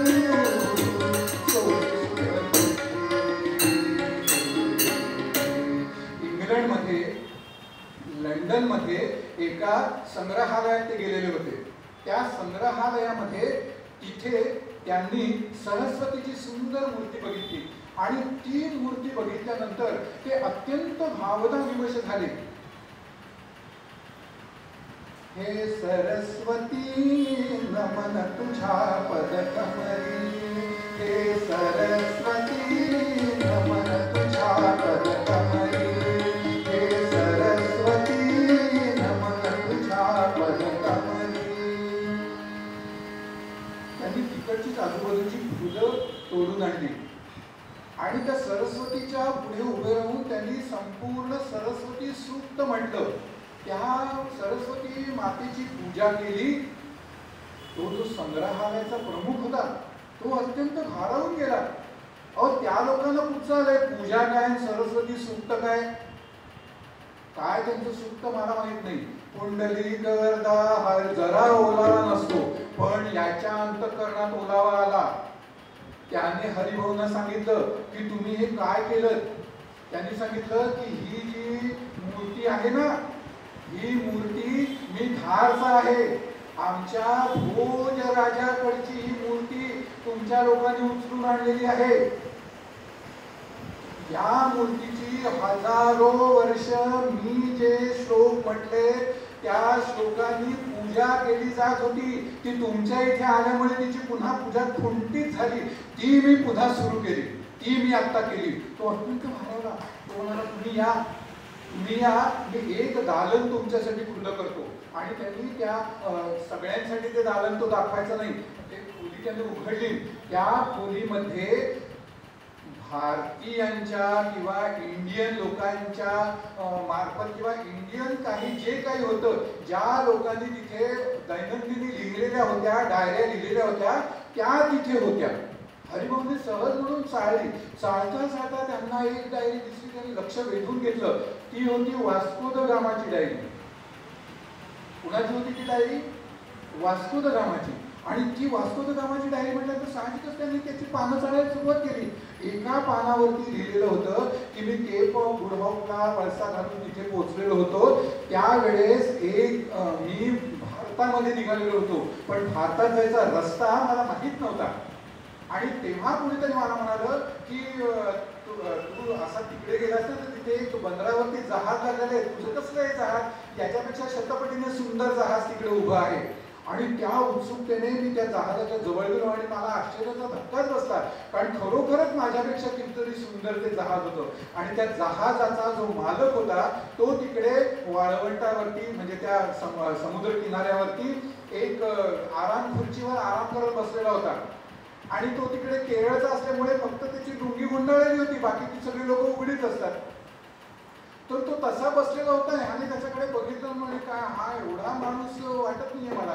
तरी त्याने त्याच्याशी गप्पा मारला आणि त्याला म्हटलं की मला ना भारतात जायचंय.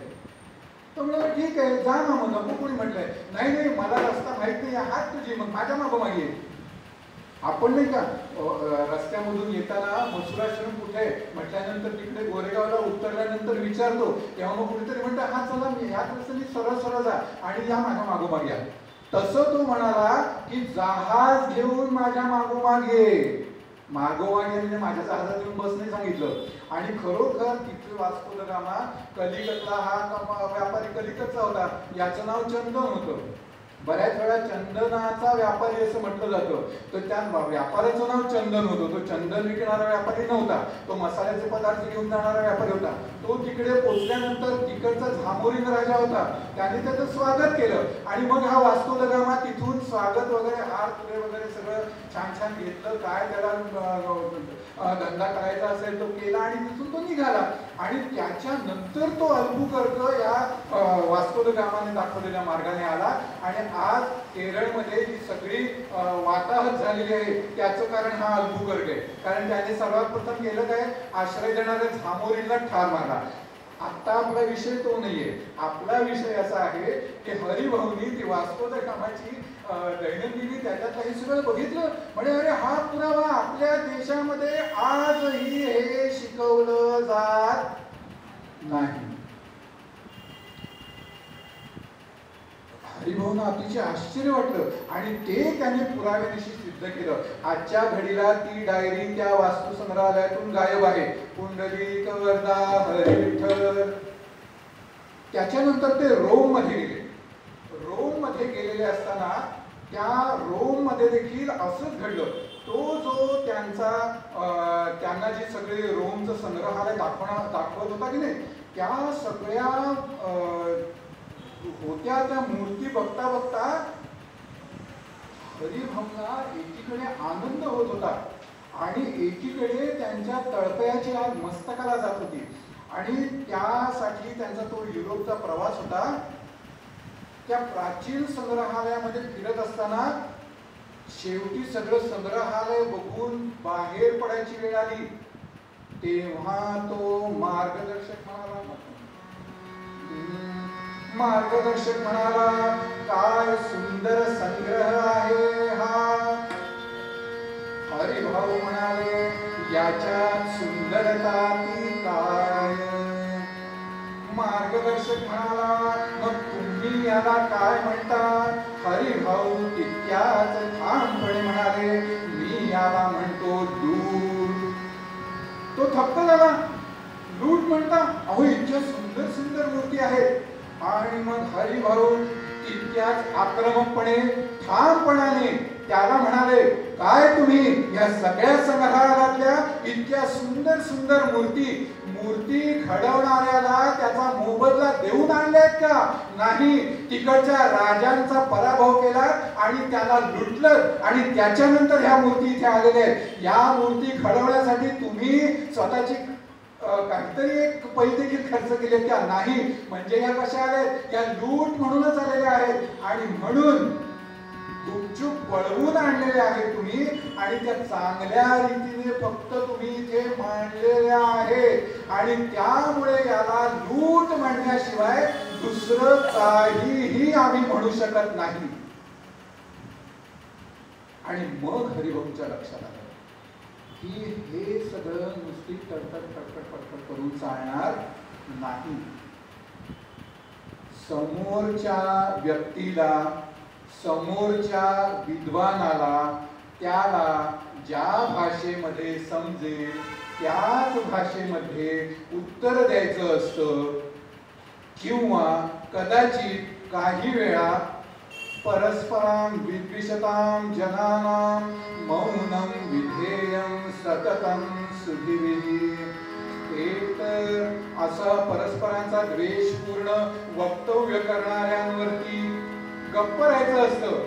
तुम्ही कितीही काही म्हणा तरी आपले प्रभू गप्प असतात. याचं कारण मौनं विधेयं सततं सुधीभिः. आणि नाहीतर काय करायचं, नाहीतर त्याला ज्या भाषेत समजतं त्याच भाषेत त्याला उत्तर द्यायला पाहिजे. आणि म्हणून शोध निबंधांच्या द्वारे हरिभाऊंनी संपूर्ण विश्वाला हादरवून सोडणारे शोध निबंध लिहिले. त्याचे पुरावे गोळा केले. जगातल्या विद्वानांना त्या पुराव्यांचा माग काढत इथे यावं लागलं. हरिभाऊ स्वतः त्यांना त्या भीमबेटक्यामध्ये घेऊन गेले, दुसऱ्या ठिकाणी घेऊन गेले. तिथे सगळं ते दाखवलं त्यांनी त्यांना. आणि मग या विद्वानांनी विश्वास ठेवला. त्याचा परिणाम म्हणून आज जगामध्ये भारत हा काहीतरी वेगळा आहे याची जाणीव निर्माण झाली. 14 साली म्हणूनच पंतप्रधानांनी योग दिन जो जगाला दिला त्याच्या मागे हरिभाऊंचं हे सगळं कार्य आहे. हरिभाऊंनी आमच्या इकडचं काय वैशिष्ट्य आहे हे सगळं दाखवून दिलं. चित्रपलट कर सिद्ध करे हम अमृत की संतान. चित्रपलट कर सिद्ध करे हम अमृत की संतान. स्वदेश का व्रत अपना कर हम देश के बदले शान. एक ही मन की प्यास हमारे मुख में वही है गान. स्वदेश का व्रत अपना कर हम देश के बदले शान. स्वदेश का व्रत अपना कर हम देश के बदले शान. याच तत्वाला बरं याच्यासाठी किती खस्ता खाल्ल्या होत्या त्यांनी.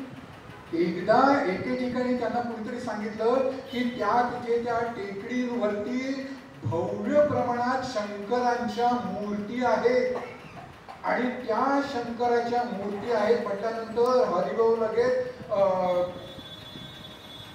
झोळी घेऊन निघाले. तिकडे जात असताना इतकं गर्द रान होतं.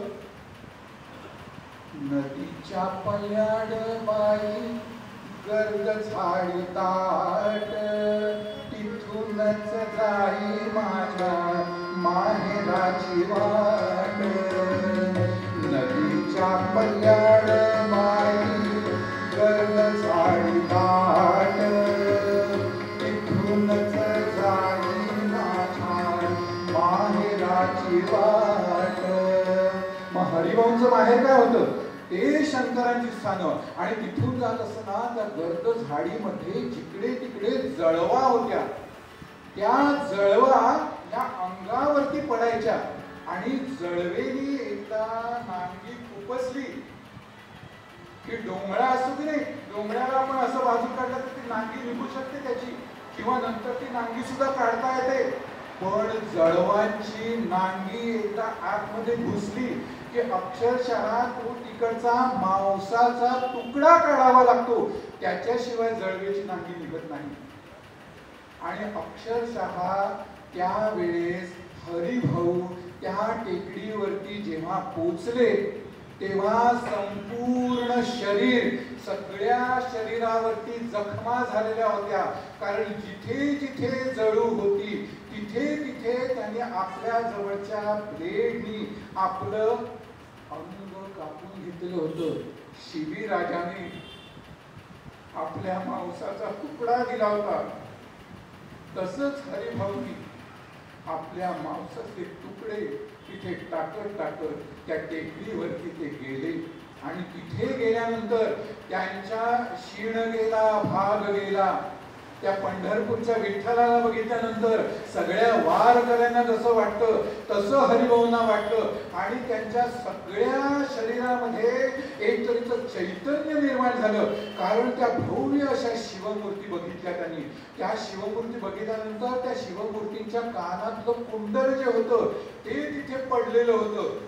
ते कुंडल जे पडलेलं होतं त्याचा व्यासच मुळी 7 फूट होता. मी 6 फूट आहे म्हणजे 7 फूट व्यासाची कल्पना करा. आणि अशा तऱ्हेने जिथे जिथे म्हणून गेले तिथे तिथे कुठे गेले नाहीत ते. एकदा शिबिर होतं संघाचं, त्या शिबिरामध्ये ते राहायला गेलेले होते. तिथून आंघोळीसाठी यमुनेमध्ये जायचं होतं तर ते यमुनेमध्ये आंघोळीला म्हणून उतरले म्हटल्यानंतर पायाला काहीतरी लागलं म्हणून त्या पाण्यामध्ये त्यांनी डुबकी मारली आणि पायाला जे लागलं होतं ना ते बाहेर काढलं आणि आश्चर्याचा धक्काच बसला त्यांना. कारण ते हस्तलिखित होतं, भूर्जपत्रावरती लिहिलेलं. भूर्जपत्र म्हणजे कमळाचं पान, कमळाच्या पानावरती लिहिलेलं ते होतं. ते सगळं त्यांनी बाहेर काढलं आणि ती जवळजवळ 70 पानं त्यांनी त्या पात्रातून बाहेर काढली. ती काढल्यानंतर वाऱ्यामुळे ते सगळं उडायला लागलेलं होतं.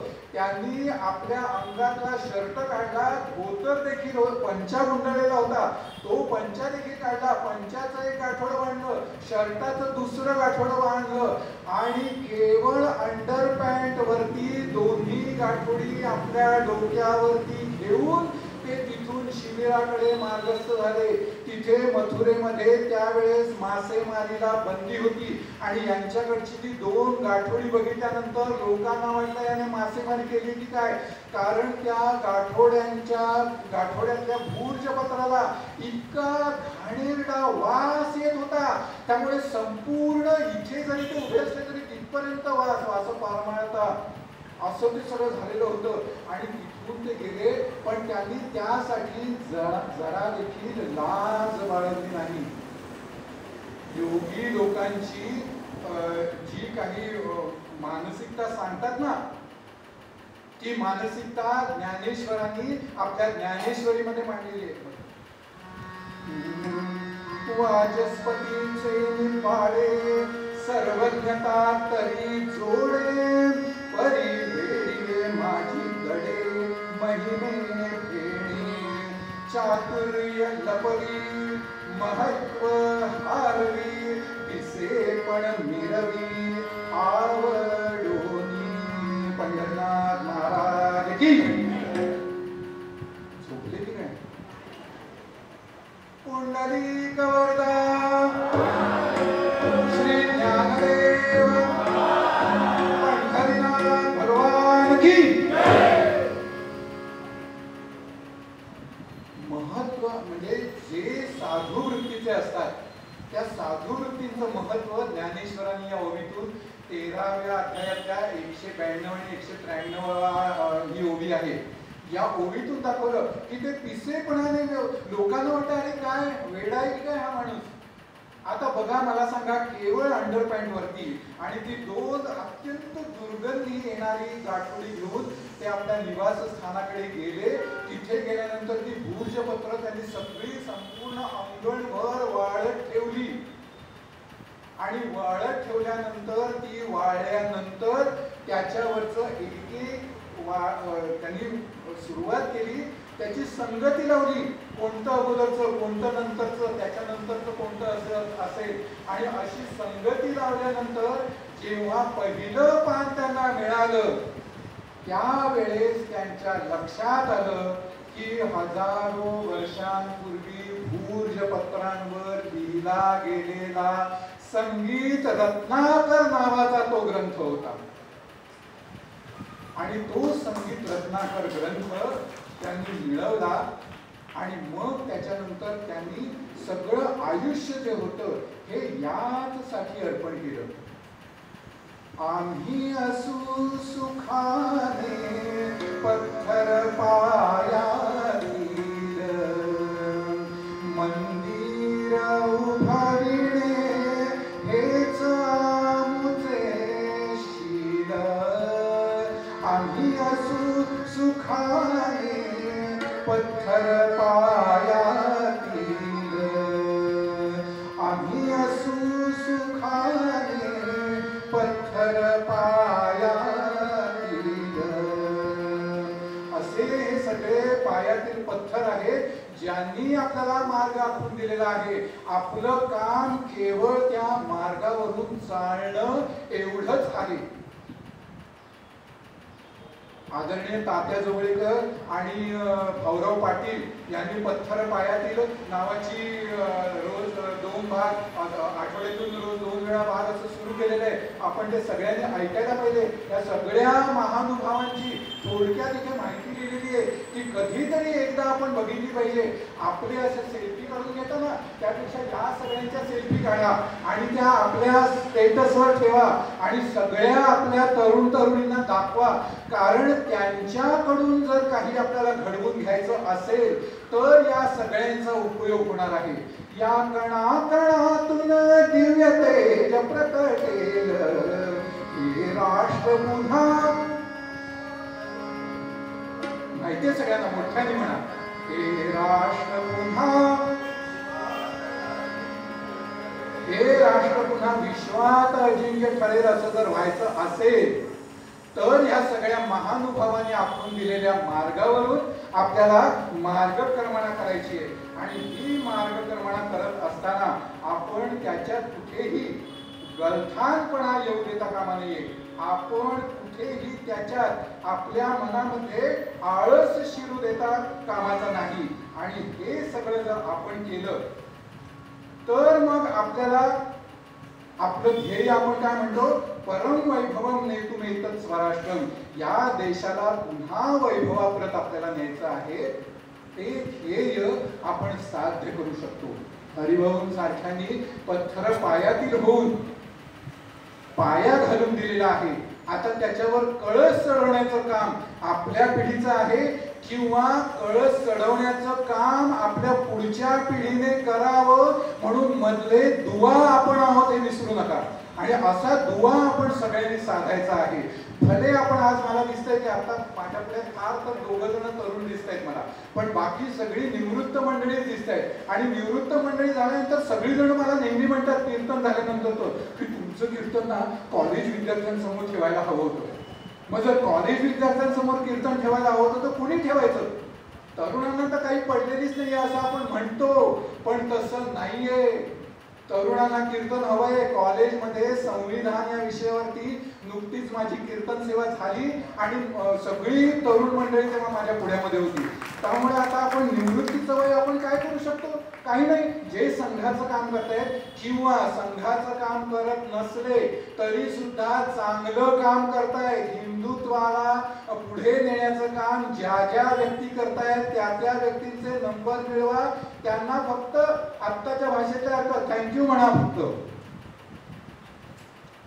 त्यांचं काम दुसऱ्याला सांगता येईल असं समजून घ्या आणि दुसऱ्याला सांगा. आता काय हो झालं, आमचे गुडघे पण दुखायला लागले, कमरेत पण दुखायला लागलं, काही काही जणांचे केस पण दुखायला लागले. पुंडलिक वरदा हरिहर. तर अशा तऱ्हेने रडत राहून बोलू नका. जोपर्यंत भगवंतानी आपल्याला जिवंत ठेवलेलं आहे ते भगवंतानी आपल्याकडून भगवंताचं काम करण्यासाठीच जिवंत ठेवलंय आतापर्यंत. हे लक्षात घ्या. भगवंताचे जया लाभले चिरविजयी वरदान. तसं चिरविजयी भगवंताचं वरदान आपल्याला लाभलेलं आहे. कारण राष्ट्रीय स्वयंसेवक संघ काय म्हटलेलं आहे? ईश्वरी काम आहे. हे उगाच म्हटलेलं नाहीये. आणि हे सगळं घडलं हरिभाऊ वाकणकरांच्या साठ्यांमुळे. आणि हेच आपण सगळ्यांनी लक्षात घेऊया. आणि माझ्या मागून सगळ्यांनी म्हणा, सत्यमेव जयते हा जागृत भारताचा ध्वनी आहे. सर्व पंथ समभाव हा जागृत भारताचा मार्ग आहे. वसुधैव कुटुंबकम हा जागृत भारताचा वैश्विक कार्यक्रम आहे. सर्वे भवन्तु सुखिनः सर्वे सन्तु निरामयः ही जागृत भारताची आराधना आहे. ओम सहना भवतु सहनौ भुनक्तु सह वीर्यं करवावहै तेजस्विनावधीतमस्तु मा विद्विषावहै. ओम शांती शांती शांती. हा जागृत भारताचा जगण्याचा मार्ग आहे. जननी जन्मभूमिश्च स्वर्गादपि गरीयसी. हे जागृत भारताचे मातृभूमी प्रती समर्पण आहे. हे सगळं आपण लक्षात घेऊया. भारताची या महारथाया सारे मिळून ओढूया. पायी गती हाती शक्ती हृदयी भक्ती जोडूया. आणि याच साठी भैरवीकडे आता वळायची वेळ आली आहे.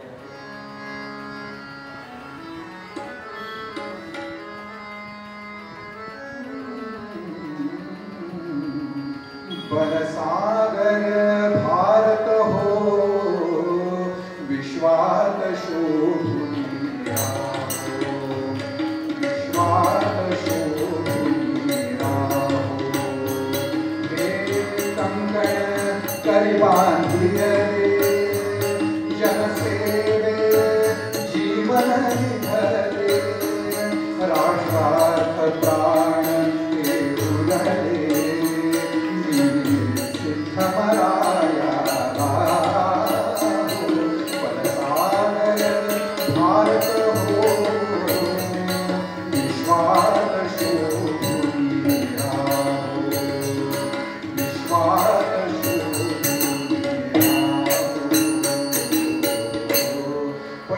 पूर्वपद्य जे आहे ते भैरवीत म्हटल्याशिवाय कीर्तन समाप्तच होत नाही. आणि म्हणून पूर्वपद्यातली महत्वाची काय ओळ आहे?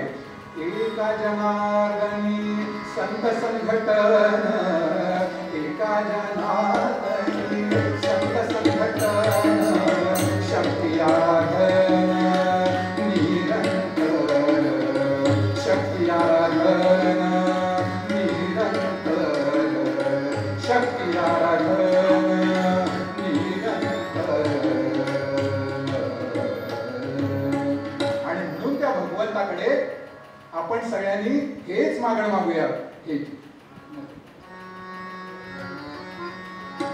हेची दान देगा देवा तुझा विसरण भावा, विसरण भावा तुझा विसरण भावा, गुणगान आवडी हेची माझी सर्व जोडी, माझी सर्व जोडी हेची माझी सर्व जोडी.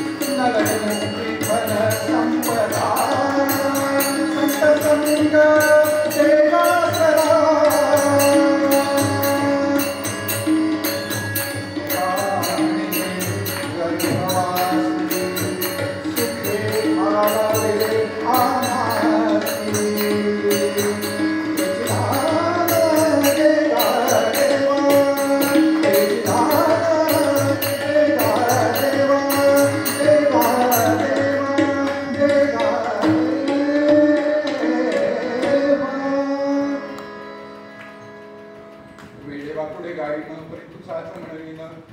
राष्ट्रीय स्वयंसेवक संघाला शताब्दी वर्षानिमित्तानं या सगळ्या ज्यांनी आपलं आयुष्य संघासाठी म्हणजे त्या मातृभूमीसाठी वेचलं त्या सगळ्यांप्रमाणे आपल्या सगळ्यांचं पुढचं आयुष्य घडावं याचसाठी ही कीर्तन सेवा आम्ही सगळ्यांनी आयोजित केलेली आहे. याच्यात कुठेतरी कमी जास्त होऊ शकेल, पण तरी सुद्धा आपण ते मातृभूमी ही धरती जशी सगळ्यांना आशीर्वाद देते तसे तुमच्या सगळ्यांचे आशीर्वाद आम्हाला असू देत आणि देशाचं नाव उज्ज्वल व्हावं याचसाठी राष्ट्रीय स्वयंसेवक संघ काम करत असतो, हे विसरू नका. हॅलो.